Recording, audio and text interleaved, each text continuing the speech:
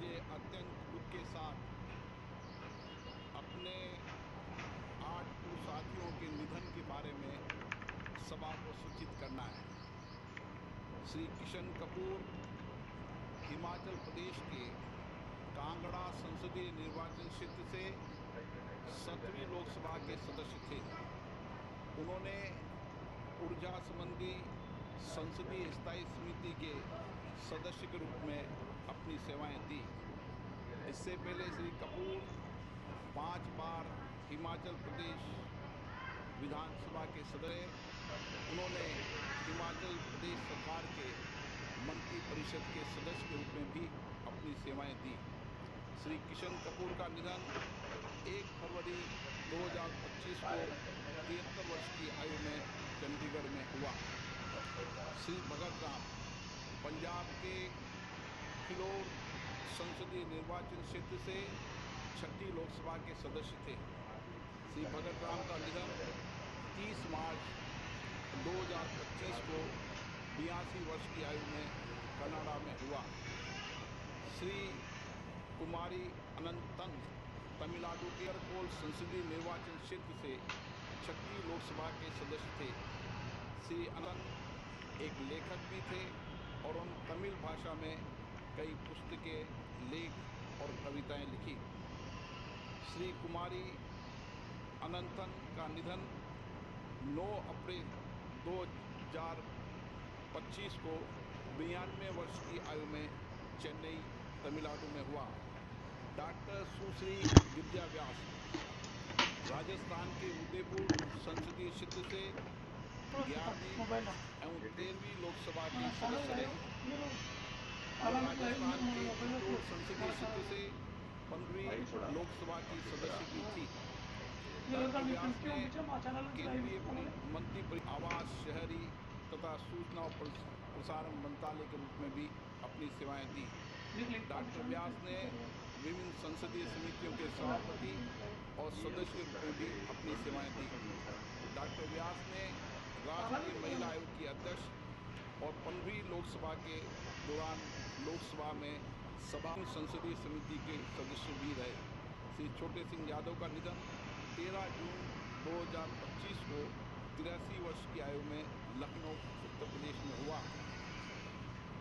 श्री आनंद सिंह उत्तर प्रदेश के गोंडा संसदीय निर्वाचन क्षेत्र से 5वीं, 7वीं, 8वीं और 9वीं लोकसभा के सदस्य थे। उन्होंने कई संसदीय समितियों के सदस्य के रूप में काम किया। सिंह ने उत्तर प्रदेश सरकार में मंत्री के रूप में भी अपनी सेवाएं दी। श्री आनंद सिंह का निधन 6 जुलाई 2025 को 86 वर्ष की आयु में लखनऊ में हुआ। हम अपने पूर्व साथियों के निधन पर गहरा शोक व्यक्त करते हैं। ये सभा शोक संतप्त परिवारों के प्रति अपनी संवेदना व्यक्त करती है।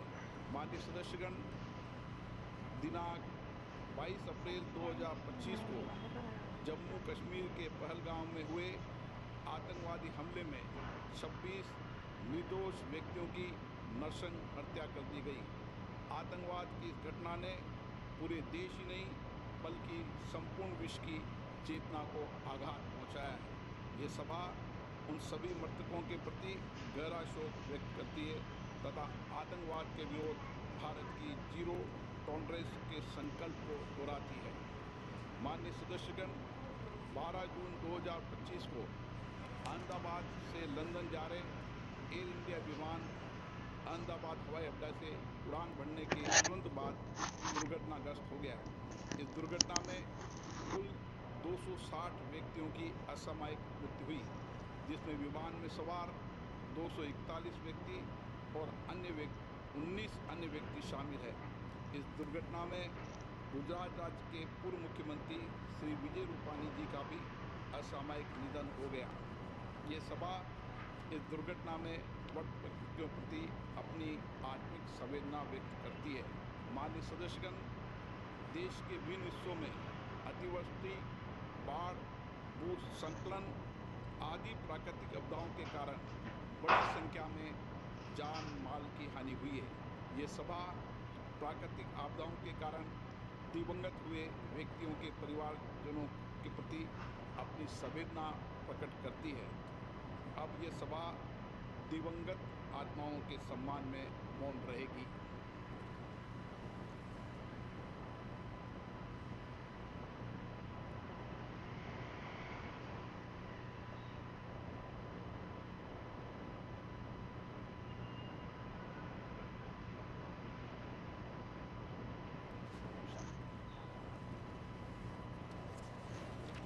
माननीय सदस्यगण,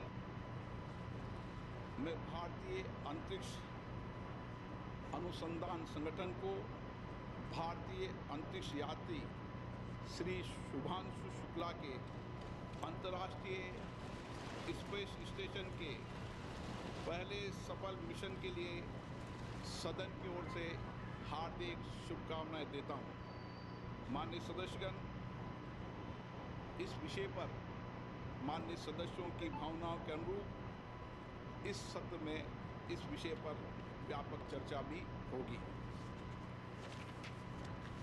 प्रश्नकाल। प्रश्न संख्या 1 श्री प्रदीप पुरोहित। श्री प्रदीप पुरोहित, क्वेश्चन नंबर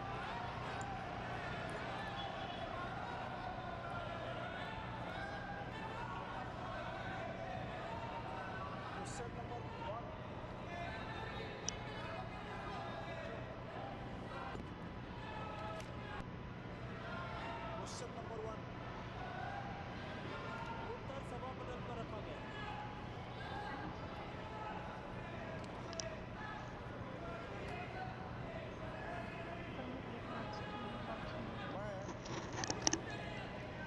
माननीय सदस्यगण, प्लीज अखिलेश जी इनको बिठाइए प्लीज। एक मिनट, बैठिए बैठिए, प्लीज सुनिए, बैठिए मणिकम जी, बैठिए। माननीय सदस्यगण, ये प्रश्नकाल है और मेरा आग्रह आपसे निवेदन है कि हमें संसदीय परंपराओं को उच्च कोटि बनाने का प्रयास करना चाहिए और ये मिथक तोड़ना चाहिए कि सदन के प्रथम दिन सदन के अंदर व्यवधान पैदा होगा। हमारे प्रयास होना चाहिए कि हम देश की जनता की भावनाओं के अनुरूप, उनकी इच्छाओं के अनुरूप यहाँ सदन में उनकी आकांक्षा रखें, उनकी भावनाओं को अभिव्यक्त करें और महत्वपूर्ण विषय जो देश में घटना घटी है उन पर व्यापक चर्चा और संवाद हो। इस मिथक को तोड़ना ही चाहिए। मेरा आग्रह आपसे, सदन को आप प्रश्नकाल के बाद प्रश्नकाल जो भी विषय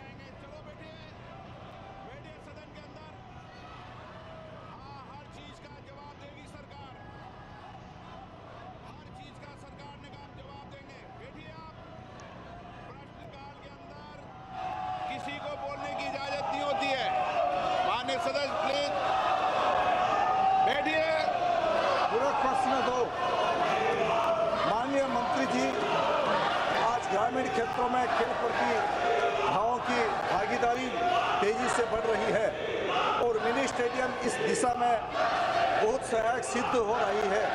क्या मंत्री जी बताना चाहेंगे कि क्या सरकार खेलो इंडिया योजना के तहत पिछड़े और आकांक्षी जिलों से प्राप्त प्रस्तावों को प्राथमिकता देकर उनके तेजी, सिक्योरिटी और विकास के लिए कोई विशेष पहल कर रही है? मैं माननीय सदस्य जी को बताना चाहूँगी कि जो मिनी स्टेडियम के बारे में उन्होंने यहाँ पे पूछा है वो राज्य सरकार का विषय है और जो छोटे स्टेडियम है वो राज्य सरकार के माध्यम से पूरे किए जाते हैं।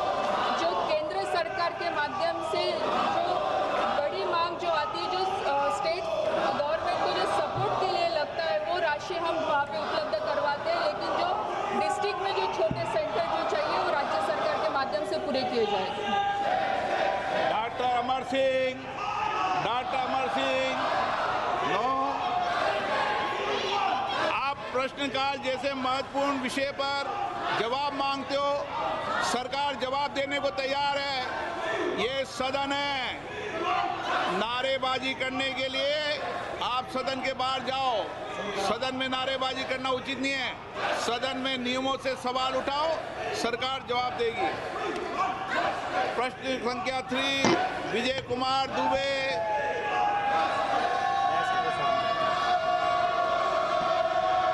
माननीय मंत्री महोदय,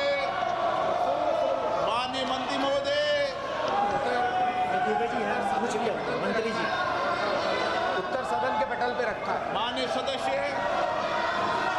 माननीय अध्यक्ष जी, आपके माध्यम से मेरा माननीय मंत्री जी से प्रश्न है।